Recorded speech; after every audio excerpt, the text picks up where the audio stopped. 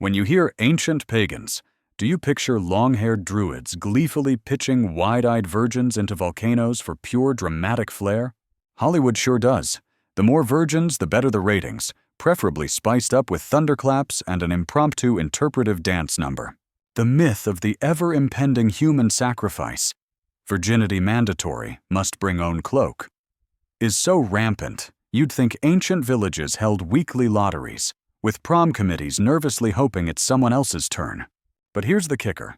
Solid evidence for routine human sacrifice, especially virgin sacrifice, is scarcer than a toga at a frat party.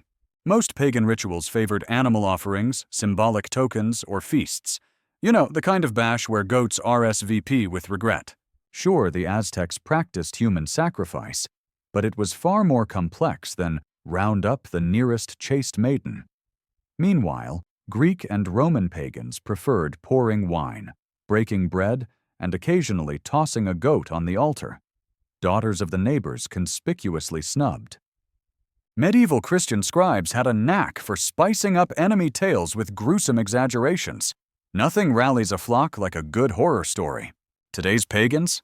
They're more likely hunting for Wi-Fi than unwilling volunteers. Virgin volcano sacrifices? That's ancient history, literally. This extreme practice extended to the use of large effigies such as the wicker man filled with humans. Picture this, a gigantic human-shaped basket stuffed to the brim with terrified villagers. No, it's not a bizarre parade float. It's the infamous wicker man. Legend has it druids loved cramming unlucky souls into colossal wicker statues and setting them ablaze for the gods, as if bonfires needed a body count to be impressive. But where did this fiery tale actually come from? Mostly from the wild imaginations of ancient Roman writers, especially Julius Caesar, who was as suspicious of Celtic rituals as he was of their questionable mustaches. Searching for solid proof of these grim ceremonies? Good luck. Archaeology has produced about as much evidence as a marshmallow left too close to the fire. Complete meltdown. The Romans had their reasons. Painting their enemies as savage pagans kept the invasion PR machine humming. So really, the only thing getting roasted was the Celts' reputation. And even if human sacrifices did happen, they were probably rare exceptions, not everyday rituals. Today's pagans build their effigies from willow and eco-conscious vibes, not terrified neighbors. The Wicker Man, a blazing reminder that some tall tales burn far longer than any wicker effigy ever could. Alongside such dramatic sacrifices, it was believed that pagans always performed rituals naked. Imagine your local town festival, but everyone forgot their clothes. That's the mental image many get when they hear pagan ritual, as if ancient folk spent all day dodging sunburns and indecent exposure tickets. Blame this on the racy imaginations of Victorians and Hollywood scriptwriters, who clearly thought history needed more bare bottoms. Peel back the toga, figuratively of course, and you'll find Greeks chanting in fancy tunics, Romans parading in togas, Celts rocking tartans, and Norse folks layered up like onions. Their ceremonies? Mostly well-covered affairs. Ritual garb, robes, animal hides, flower crowns, carried serious meaning. Nudity? Rare, symbolic, and usually reserved for obscure fertility rites or the occasional existential crisis at mystery cult meetings. Sure, a handful of historical streakers braved chilly mornings, but Roman and Christian chroniclers loved to exaggerate this, perhaps to claim moral high ground, or just because they were a bit jealous. Modern neo-pagans might go sky-clad, but that's a personal choice, not a sacred dress code. So next time you hear pagan ritual, remember, most pagans kept their tunics on and their goosebumps under wraps. Sorry, laundry basket archaeologists, you're out of luck! In addition to ritual nudity, legends also hold that pagan witches flew on broomsticks. Picture this, ancient witches soaring through the night sky like the original budget airlines, broomsticks instead of jets, and zero legroom. Flight attendants? Nah, just a sturdy broom and a killer sense of balance. Every Halloween, we whip out the classic image, pointy hats, wart-covered noses, and broomsticks shining under the moonlight, faster than any midnight bus. But where did this image take off from? Not from Witches' Union newsletters, that's for sure. Medieval artists and fairy tale scribes couldn't resist throwing airborne sorceresses into their stories. Think of them as the first PR team, spinning legends with dramatic flair. Meanwhile, real historical pagans, and today's Wiccans, were more focused on harvest rituals than air traffic control.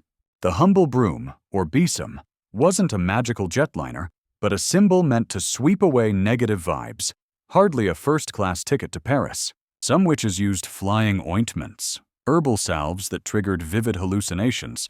Yes, but no actual takeoffs, unless you count mind flights. Meanwhile, inquisitors and witch hunts fanned these myths into a full-blown flight schedule, while reality stayed firmly earthbound. Nowadays, witches prefer public transport, way safer and way less splintery. So next time there's a full moon, forget your broomstick boarding pass. It's all about the bus, or maybe just your imagination. These witches were thought to gather during sabbats, which were said to involve devil worship. Picture a bonfire-lit rave, complete with goat costumes and ominous cackling, or so the legend goes. Thanks to medieval art and those over-the-top movies where villagers clutch pitchforks like it's the latest TikTok trend, we're primed to imagine every pagan sabbat as a sinister, satanic block party. The truth? Pre-Christian pagans weren't busy swapping devilish secrets. They hadn't even met the devil yet. That awkward introduction came later. Most of these gatherings were more leaves and lemons than fire and fury. Harvest feasts, solstice celebrations, and general merrymaking to keep nature's gears humming. When Christianity crashed the party, church authorities saw those animal masks and outdoor dances and declared, "Obviously, this is Beelzebub's handiwork," sticking a "warning, demon inside" label on perfectly innocent rituals, like slapping a "danger demon" sticker on your grandma's pumpkin patch. So next time you spot goat iconography, remember, ancient pagans were sweating over crop blight, not trying to out-Satan Lucifer on the dance floor. Modern pagans? They just roll their eyes, mead or pumpkin spice latte firmly in hand. Moreover, human sacrifice was considered a normal part of all pagan rituals. Human sacrifice, not just the stuff of bad horror flicks or ancient Aztec temples, so legend claims. Popular imagination paints every pagan ritual as an endless bloodbath.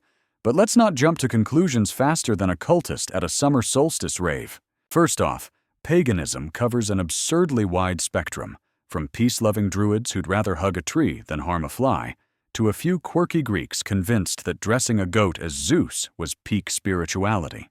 Most ancient societies preferred sweetening the gods with offerings of wine, bread, or even statues. Always a safe bet, since statues don't scream on the altar and are much better behaved.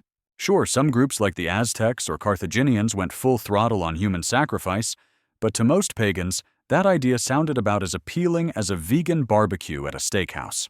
In Greco-Roman festivities, animal sacrifices ruled, and the closest humans got to danger was an embarrassing toga malfunction mid-chant.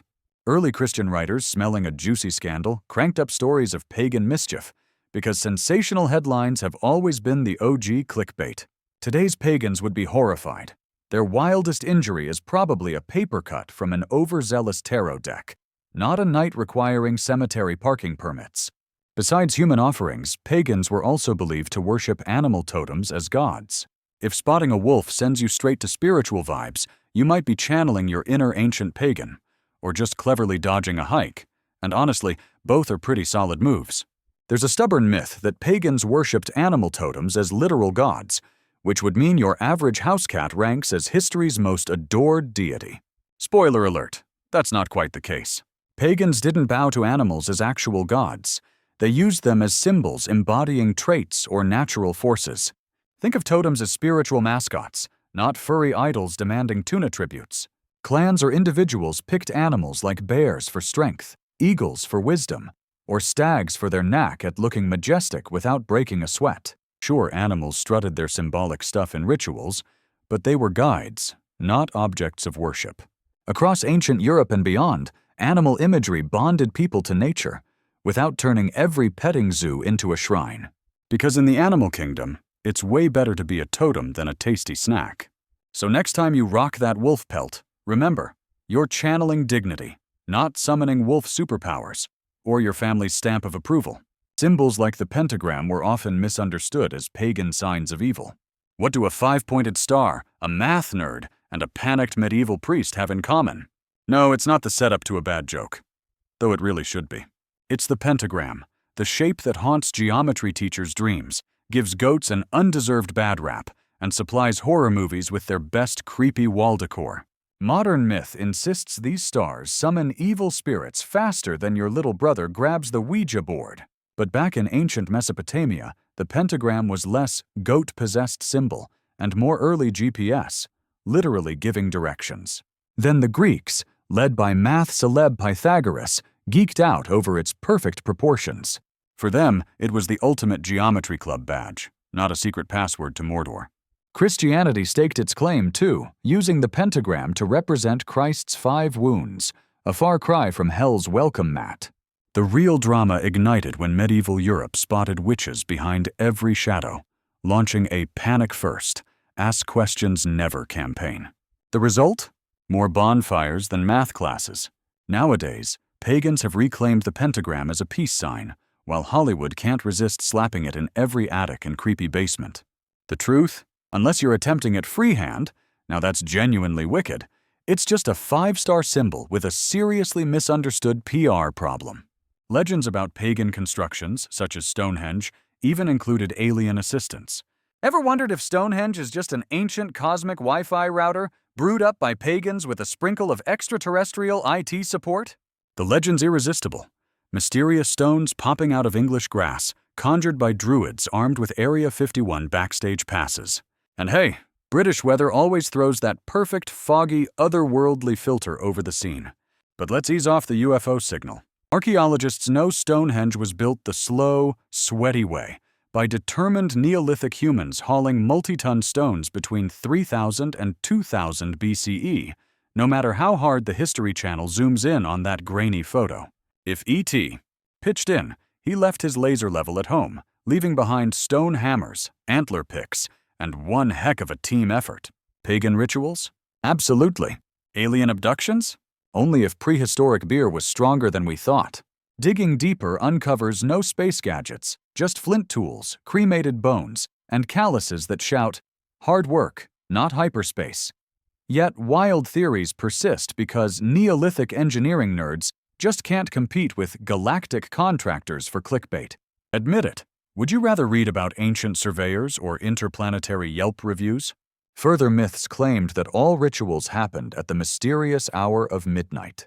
What is it about midnight that makes people think the universe suddenly sports a VIP customer service line?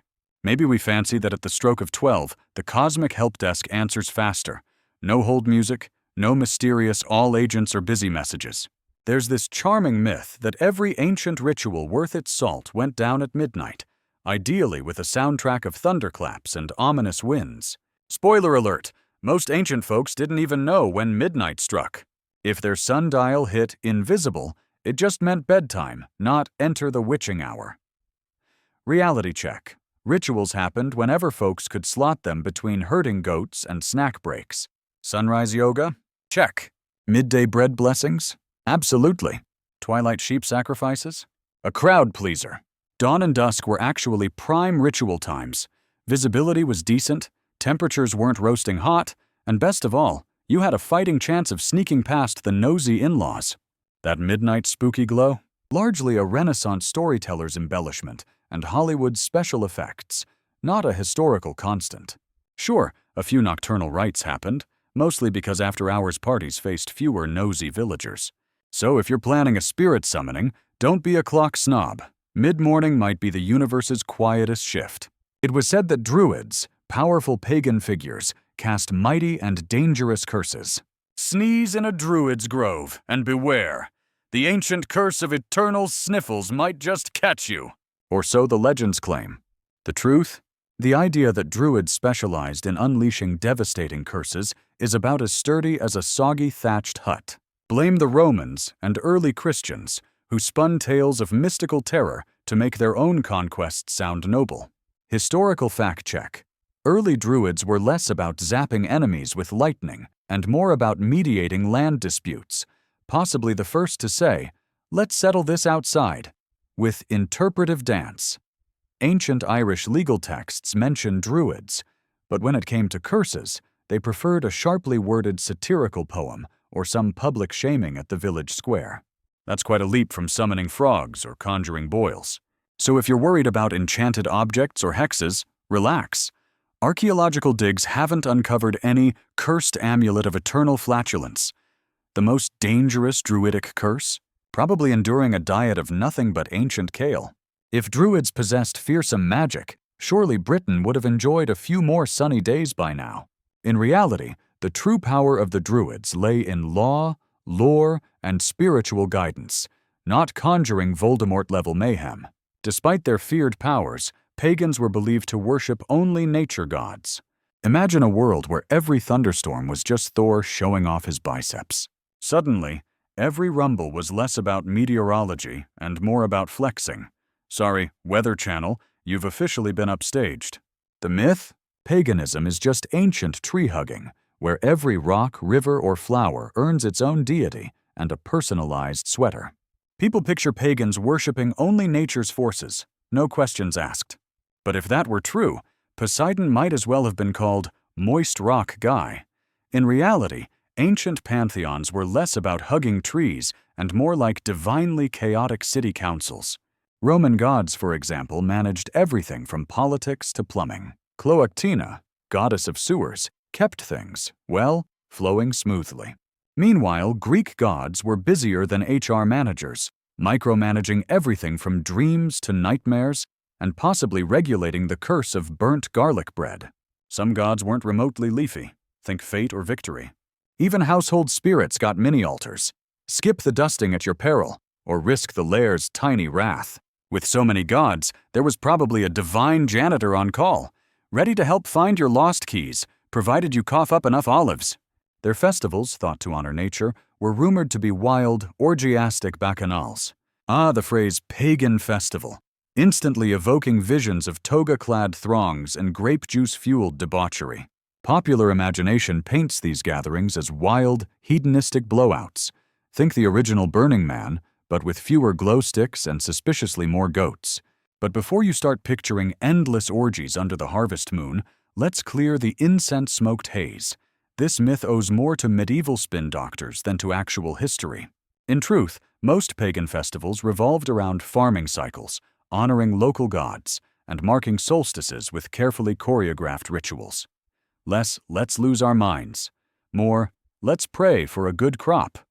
Sure, there was dancing, the occasional costume, and a communal swig of wine. But these soirees hardly resembled HBO after dark. Even the infamous Roman bacchanalia, rumored to be wild beyond belief, were relatively tame, and authorities only stepped in after a handful of genuinely unruly nights. Most attendees showed up for sacred ceremonies or, let's be honest, the free ancient snacks. Turns out pagans partied about as hard as your local PTA, awkward dancing included, but with considerably better bread. Central to these gatherings were magic circles, said to hold irresistible supernatural forces. Picture a group of wizards doodling circles on the floor, fully convinced they've just installed the supernatural version of home security. No keypad, no irritating beeps when you raid the fridge at midnight, just salt, chalk, or for those with panache, a sword carving up your parquet. Magic circles, according to legend, are the ultimate cosmic do-not-cross tape. Anyone in wizarding circles takes them dead serious. The myth? Sketch a circle, and abracadabra, you're instantly shielded from demons, ghosts, and maybe that one uncle who never RSVPs. From dusty medieval manuscripts to binge-worthy fantasy shows, circles have played starring roles as mystical force fields. Some traditions even claim these rings trap summoned spirits, keeping supernatural shenanigans on lockdown. No angry neighbors, no spur-of-the-moment hauntings. But strip away the grand rituals, and it's less firewall, more chalk wall. The real magic? Psychology. Belief is the true enchantment here. So if you catch wizards chalking salt circles at your next party, relax. They're just fending off spiritual break-ins. And maybe a few pesky slugs. All of these rituals were believed to be performed within secret societies. Imagine every toga-clad Roman slipping into a shadowy alley, password-ready, for their weekly super-secret Druids Club meeting. Whispered rumors? Check. Mysterious robes? Double check. But before you start picturing the ancient world as one big episode of pagan societies unmasked, let's set the record straight. The idea that all pagan rituals were secret, invitation-only affairs, is pure myth. If ancient paganism were really just secret clubs, LinkedIn would be swamped with sorcerers and druids scrambling for endorsements. In reality, most rituals were so public, even your neighbor's goats got involuntarily invited. Festivals like Athens's Panathenaia or Rome's Saturnalia were less eyes wide shut, more eyes wide open, overflowing with citizens, priests, and possibly one confused cow or two. Grand temples and open fields stage these mass gatherings, with exclusive mystery cults as rare exceptions. Not the rule. Most pagans weren't guarding secrets. They were throwing history's wildest block parties. The only thing truly underground was the wine cellar, and that's only because someone had to keep the crowd well lubricated. Finally, runes were used solely to predict the future during these clandestine practices. Ever wonder if Vikings treated runes like a magical hotline to the future? Imagine a bearded Norseman dialing 1-800-ODIN for the latest Ragnarok forecast. The myth lives on. Runes as mystical crystal balls packed with extra consonants. But here's the scoop. Runes began as an alphabet, not a supernatural subscription service. Think ancient Norse texting, minus thumbs and definitely no emojis. Archaeologists have unearthed runes carved into everything from swords and stones to combs, and, yes, even chicken bones. Mostly, the messages were about as magical as your lost and found sign. Thor owns this comb. Don't steal this axe. And in memory of Bjorn, more, here lies my stuff, than here lies your destiny. Sure, a tiny handful of runic inscriptions dabbled in magic and divination. But those were the spiritual exceptions, not the rule. If runes really predicted the future, Vikings would have gotten the memo on streaming and probably never left the couch. So next time you hear about a rune reading, just remember, in Viking times it was less about foretold fate and more about flaunting your favorite drinking horn with pride.